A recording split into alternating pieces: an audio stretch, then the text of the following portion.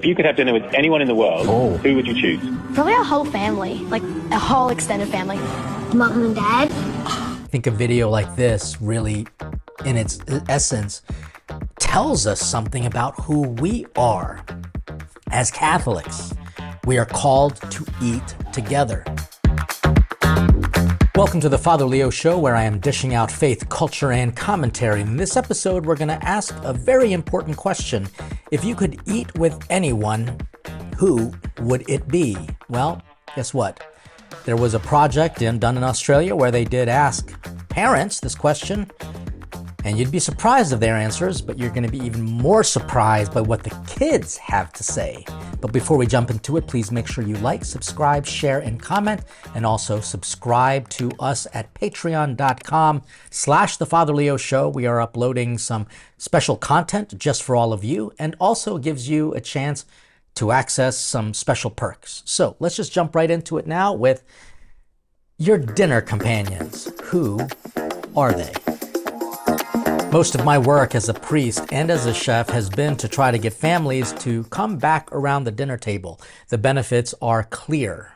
According to CASA, the Center of Addictions of Substance Abuse at Columbia University, tells us that a regular family meal reduces drug addiction tendencies towards teen pregnancy, tendency towards alcohol abuse, but it also helps to improve testing scores. The family dinner is not important to a family life. It is necessary.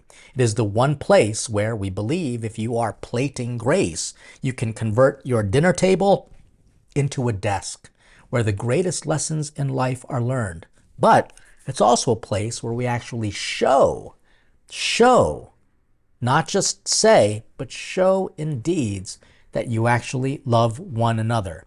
That's why Christ was very clear in making sure the Eucharist, the primordial sacrament of his presence, is all about food and families coming together to eat together. So check out this video because I was actually very moved by it. I have seen it before, but I just feel very convicted that as I continue to grow this movement of faith and food, I cannot forget the ultimate reason why I do it is to encourage families to eat together. This will hopefully touch your heart and your mind, and change the way you think about family dinners. If you could have dinner with anyone, living or dead, who would you choose? Kylie Minogue. Marilyn Monroe. Oh God, I wouldn't have a clue. I know, straight up. Paul Hogan. Kim Kardashian. No. I'd like to have dinner with Justin Bieber. What? He's not coming to my house. So, I'd have Bob Hawke. Dave Hughes. Barry Humphries. Jimi Hendrix. People who have made a difference in the world, maybe Nelson Mandela at the dinner table. I don't know what he's going to say, I'm scared. If you could have dinner with anyone in the world, who would you choose? Probably our whole family, like a whole extended family. Mom and Dad. Mom and Dad. Does it have to be a celebrity? Could it be family? We love it. We talk about how school is. We ask Mum and Dad how their day was. Family. Yeah, Mum and Dad. Family. Who would you like to have dinner with? They just want to be with us while they're eating food, which is pretty cool. They see us above everything.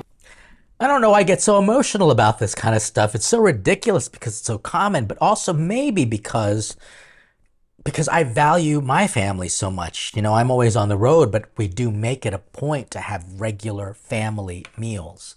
And it is not an easy thing to do. It requires great discipline. But I think a video like this really, in its essence, tells us something about who we are. As Catholics, we are called to eat together. Christ's ultimate sacrament is about bringing people together. We call it communion. And the only way that we can truly love one another is if God's love is in us. How does God's love get in us? We let him in through food. And that's why he will even tell his disciples, Peter especially, feed the flock, feed my sheep. You know, all of his miracles all of his appearances post-Easter were always about food. and how he reveals himself in the breaking of the bread. Because the word companion, which your children want from mom and dad, means to share your bread, kumpanis, with bread.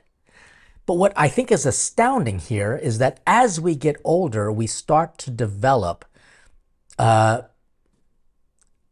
of like a need for, how shall I say, a need to be loved and appreciated. And so what do? We go to people who we kind of love and appreciate. Oftentimes they are celebrities, well-known people, and so we want to be affirmed by their presence at the table. And as you get older, you start looking to a bigger world. There's a bigger world out there. But as children, their world is their family, and they seek to be affirmed by mom and dad. And if mom and dad don't do that affirmation, that's when they start looking elsewhere. You know, it makes me wonder, if I could have dinner with anyone, who would that be? Well, I mean, I have regular meals with my family, so that's just kind of part and parcel. Makes me wonder how often these kids eat with their mom and dad. Because if they're eating with their mom and dad regularly, then they probably can explore a bigger world. And why do I say this? It's because when I was growing up, we were kind of like a central home where a lot of kids, even from the neighborhood, would come and they would have dinner with us. Because my mom and dad they were very welcoming people. Now, they were strict. Oh my gosh, they were so strict. But they did welcome their children's friends to the dinner table. And we know that that is a dying art. That's why I'm working incredibly hard to do this. And so I'm going to just kind of share with you what has been done to try to encourage family dinners. I've written 5 books about it, in particularly Grace Before Meals and Saving the Family. Those 2 books can be very helpful in helping to understand what it means to eat together. But it begins when couples are willing to eat together and show how they need to feed each other with God's love. That's why I wrote the book Spicing Up Married Life. A book on how to eat together is Saving the Family. It goes through the different generations of family life and shows you, or gives you some techniques and practical thoughts on how to make sure that you are eating a regular family meal, even when the family dynamics have changed. There's a theology of food book called Epic Food Fight, a bite-sized history of salvation. That is a book that gives us a theology of food, how God uses food to save us and how the devil uses food to destroy us. And, if I were to again be asked the question, who would I eat with? My mind goes to different saints, to be honest with you. I mean, I would love to learn from different saints. They are heroes, and thankfully, I can say they are part of my family. Really, they're truly part of my family. And that's why I wrote the book, Dining with the Saints, because it's all about getting to know these saints as real people and eating food to help us remember them, their culture, and maybe even a little story about them. And it's so simple, but it can be challenging. And that's why it does take discipline, discipleship. Jesus was very clear when he sent his disciples into the world. He said, go to the world, spread the good news, say peace to this household. And he said, eat what is set before you. This is reminding us of what he did. If we are going to be so judgmental about what people eat, like the way the Jewish culture kosher laws are, then you're going to look down on people who might eat something that is different from you. And Jesus just said, get rid of all that. What I have created, no one should call unclean. Eat what is set before you so that you don't look like a snob, that you don't look like you're judging people by their meal. And thirdly, that you can become, in a sense, part of their family, at least as a companion.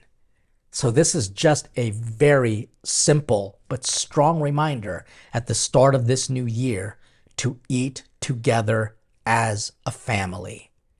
I guarantee you, You will make memories of a lifetime, and then you'll remember each other in such beautiful, powerful ways, because food is the most, second to sexual activity amongst couples in a conjugal committed relationship, food is the most intimate thing that God gave to us that truly makes us one.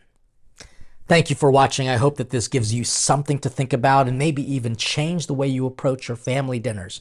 I honestly don't care if you buy a bucket of chicken or burgers or whatever, you know, a tray of pasta.